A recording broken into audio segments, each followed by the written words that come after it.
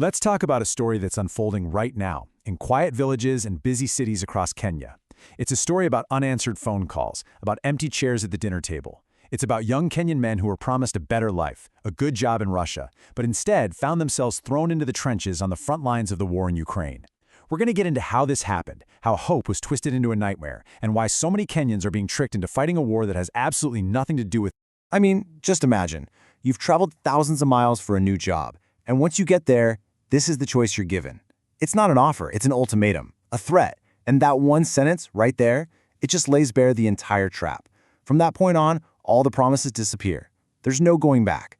And look, we're not talking about a few isolated incidents. The Kenyan government itself estimates that at least 200 of its citizens have been caught in this scheme.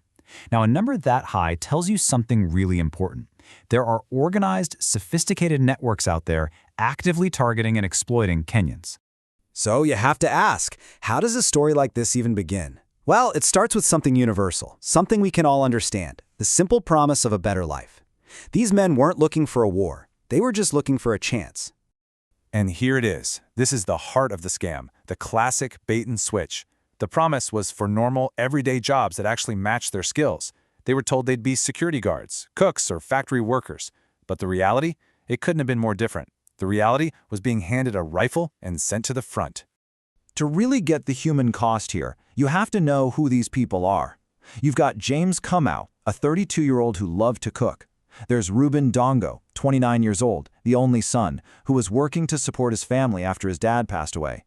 And Evans Kibet, an athlete whose dream of competing in Europe was hijacked when he was recruited through a cultural event.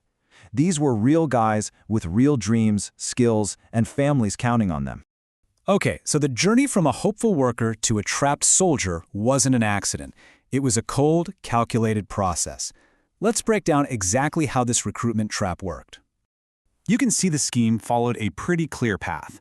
First, these rogue agents would lure them in with promises of high pay, way more than they could ever make back home. Then came the most critical part, the contract. They were told to sign, but instead of being driven to a factory or security post, they were taken straight to military camps. And here's the kicker, the detail that made the whole trap work.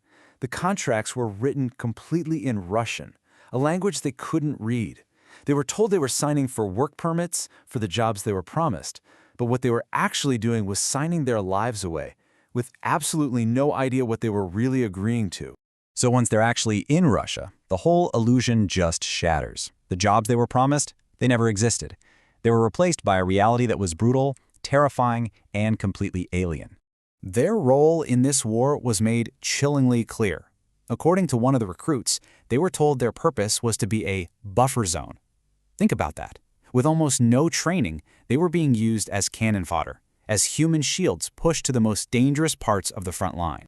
The horror they witnessed is, well, it's hard to even imagine. A survivor named John Giroux talked about having to walk through rivers literally filled with bodies. Remember, these are men who thought they were going to be cooks and drivers, now thrown into the absolute worst of modern warfare. For the first month or so, a lot of them managed to stay in touch with their families back home. But then came that final, devastating message. Something like, "They are taking our phones. We are in a war. Pray for us." And after that, just silence. And that silence, back in Kenya, that's where a whole new kind of agony begins for the families left behind. It's the start of a desperate search for answers that more often than not just leads to dead ends. So what about those families? Their battle is a totally different kind. They're not fighting on a battlefield, they're fighting against silence, against bureaucracy, against what feels like total indifference, all while carrying this unimaginable emotional weight. And their struggle is just relentless. Reuben Dongo's mom, she was literally thrown out of the Russian embassy when she went looking for answers. The authorities just tell them these things will take time.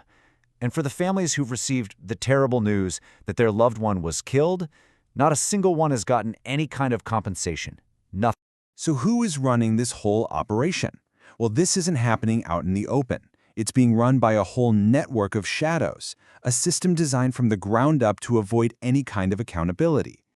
You know, these rogue agencies, they're smart, they're slippery. They specifically go after Kenyans who already have a history of working abroad. And once they've got enough recruits, poof, they just vanish. They change their location, their phone numbers become unreachable, and to cover their tracks even more, they often move the men out of Kenya through neighboring countries. So when you start to pull all these different threads together, the full picture becomes just painfully clear. This is a story of calculated, cynical deception, preying on desperate hope, and the consequences are absolutely tragic. The warning from Ukrainian officials in Kenya couldn't be more direct. They're saying, this isn't a maybe, it's a certainty. The second you cross that border, you will be pressured, you will be forced to join the Russian army. And there are very few ways out. And at the end of the day, that's what we have to remember. That number, 200, it isn't just a statistic on a page, it's James the cook. It's Reuben, the only son. It represents hundreds of Kenyan lives, real people who have been caught up and shattered by a brutal war thousands of miles from home. For the families, the agonizing weight just goes on. Some are still holding on to a sliver of hope, while others are living with the quiet terror that they may never see their loved ones again. And it leaves us with this haunting question. With these recruitment networks still out there and operating, the real issue isn't just how these men left, it's how many more are going to follow them.